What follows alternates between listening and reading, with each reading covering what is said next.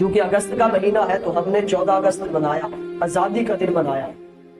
یہ ملک پاکستان آزاد ہوا اور یہ مدینہ کے بعد پہلی یا دوسری ریاست ہے جو حضور علیہ الصلوۃ والسلام اور کلمہ کی بنیاد پر آزاد ہوئی، لیکن اس کو اہل بیت اطہار کے ساتھ بڑی نسبتیں حاصل ہیں اس ملک پاکستان کی۔ میں ہمیشہ سوچتا ہوں پاکستان کو اتنا لوٹا گیا لیکن یہ ختم کیوں نہیں ہوتا، یہ ختم کیوں نہیں ہوتا؟ جو بھی آیا اس نے جتنا بھی اس کا دل کیا اس نے اس کو لوٹا۔ کسی کا ایک ہاتھ چلا اس نے ایک ہاتھ سے لوٹا، جس کے 2 ہاتھ چلے اس نے دونوں ہاتھوں سے لوٹا، جس نے جولی بلائی جولی پر کے لے گیا، کسی نے صندوق لے گیا، یعنی جس کا جتنا ہاتھ چلا وہ لوٹ کر لے گیا۔ لیکن ختم کیوں نہیں ہو رہا؟ اس لیے ختم نہیں ہو رہا خدا کی قسم کہ اس ملک کو اہل بیت اطہار سے نسبت حاصل ہے۔ 60 کے قریب یا زائد اسلامی ممالک ہے، کسی ایک ملک کا جو بننا ہے وجود میں آنا ہے وہ تاریخ 14 نہیں ہے۔ یہ نسبت بھی اہل بیت اطہار سے میرا ہے، کسی کی تاریخ بھی 14 نہیں ہے۔ اور اب آگے چلیے کہ 60 کے قریب یا اس سے زائد اسلامی ممالک ہیں، کسی کے بھی بانی کا نام محمد علی نہیں ہے۔ کیا نام ہے جس نے پاکستان بنایا؟ محمد علی۔ نسبت آ گئی نا، محمد بھی آ گئے اور علی بھی آ گئے، تو اہل بیت اطہار کے گھرانے کے 2 نام آ گئے۔ اس لیے میں سوچتا ہوں، جب بھی سوچتا ہوں کہ کیوں ختم نہیں ہو رہا، اس ملک پاکستان کو اہل بیت اطہار سے نسبت حاصل ہے۔ اس لیے کتنے لوٹنے والے آئیں گے لیکن یہ ملک پاکستان کبھی ختم نہیں ہو، اس کو نسبت اہل بیت اطہار سے۔ کتنے ممالک ہیں کہ جن کے بانیان کا نام محمد علی ہے، کسی اور ملک کا نہیں۔ ملک پاکستان کا جو بانی ہے اس کی نسبت اہل بیت اطہار سے ہے، ان کا نام محمد علی ہے۔ اور یہ کوئی ایسے نہیں ہو گیا کہ حضرت اور جنہوں نے پاکستان بنایا محمد علی، ان کی بہن کا نام بھی فاطمہ، پتا ہے نا؟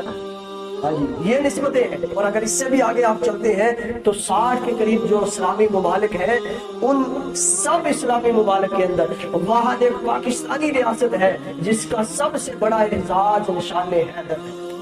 کیا ہے؟ نشان حیدر ہے۔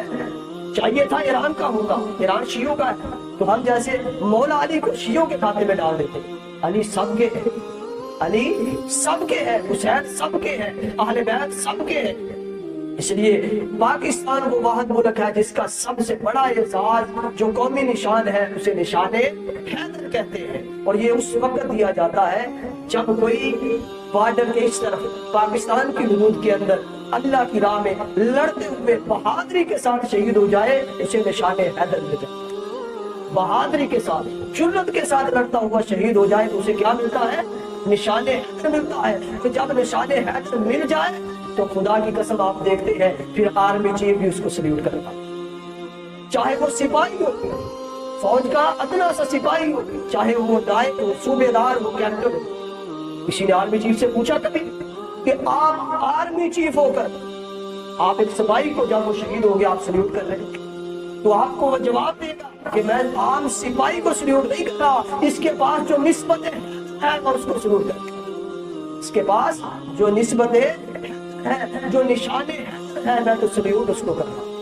پتہ چلا کہ عام بھی خاص ہو جاتا ہے، نسبت سے عام بھی خاص ہو جاتا ہے۔ وہی سپاہی جس کو پوچھا نہیں جا رہا تھا آج آرمی چیف بھی سلیوٹ پہ، آج آرمی چیف بھی سلیوٹ کر رہا، اس لیے کہ اس کے پاس نسبت حیدر کی نسبت آ گئی تو آج سب سے بڑا جو فوجی سربراہ ہے وہ بھی سلیوٹ کر رہا ہے۔ تو پتہ چلا جس کو نسبت اہل بیت مل جائے وہ پھر عام نہیں رہتا، وہ خاص ہو جاتا ہے۔